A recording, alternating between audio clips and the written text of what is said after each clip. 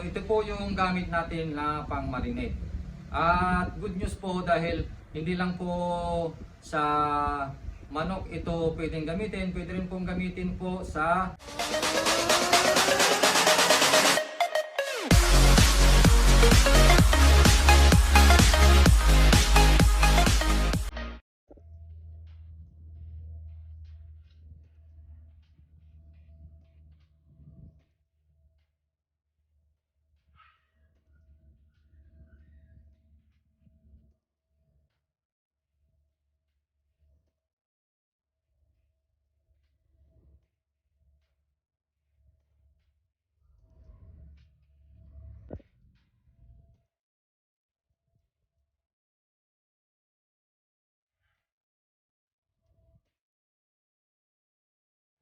what's up mga kalagay? Nais kong i-share po sa inyo ang ating gagawin ngayon na pag-pack ng ating Calpo merchandise. Dahil meron po tayong nag-order na customer sa Shopee. Ayan, nais ko munang i-introduce sa inyo kung ano nga ba itong Calpo fried chicken marinated mix. Yan, ito po ang marinated mix ay ito po yung gamit natin sa pang-marinate ng manok bago natin i-coat sa breeding mix saka natin i-prito. So ito po yung gamit natin na pang-marinate. At good news po dahil hindi lang po sa manok ito pwedeng gamitin, pwede rin pong gamitin po sa pork at beef, lalong-lalo na yung pork chop saka yung roasted beef. Yan. Kapag kayo po ay nag-marinate ay pwedeng-pwede po ito. Ayan. So ang procedure po nito ay nandito sa kanyang label. Yan. Hugasang mabuti ang karne at i-drain tsaka natin lagyan ng marinated mix.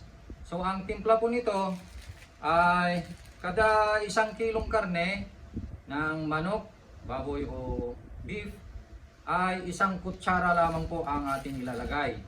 Yan. So wala nang ibang ilalagay kundi itong 1 kutsarang marinated mix lamang. Ngayon nasa inyo na kung gusto ninyong lagyan ng anumang gusto nyong idagdag. Yan, nasa inyo na po. Pero kapag ito po ang inyong ginamit ay okay na po yung 1 tablespoon. Dahil ito po ay concentrated. Yan. So, ang magiging output po nito ay magiging juicy and tender ang kanyang laman.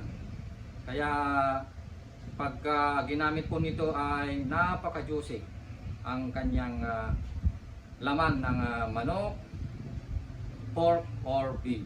Yan. So, ang pang-marinate po nito pagkatapos niya i-mix sa karne, yung 1 tablespoon per 1 kilogram na karne ng manok or baboy or beef ay 1 tablespoon. Yan po yung ating ilalagay. At kapag na-mix na po natin ay tsaka natin ilagay sa supot or plastic or anumang magandang container, tsaka natin takpan at tsaka natin ilagay sa chiller or sa freezer. So yan po yung ating paraan. At mas maganda po ay i-marinate natin lang about 3 hours at mas maganda ay hanggang 12 hours. Habang mas matagal ang pag-marinate natin ay mas malasa at mas masarap ang kalalabasan ng ating marinated.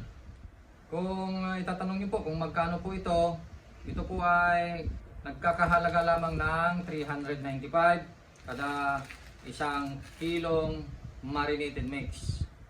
Yan.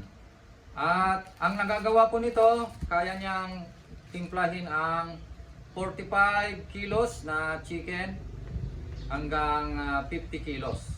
So yan po yung kaya niyang i-marinate. Yan. So ano pa yung ginagawa natin mga kalagay? Try na po natin ito.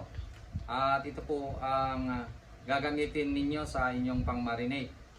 Ayan, hindi lang crispy and juicy at lalo na ito po ay magiging masarap ang lasa. So, itry nyo na mga kalakay, itong ating Calpo Fried Chicken Marinated Mix. Hindi lang pang chicken, pang pork at beef pa. O, di ba?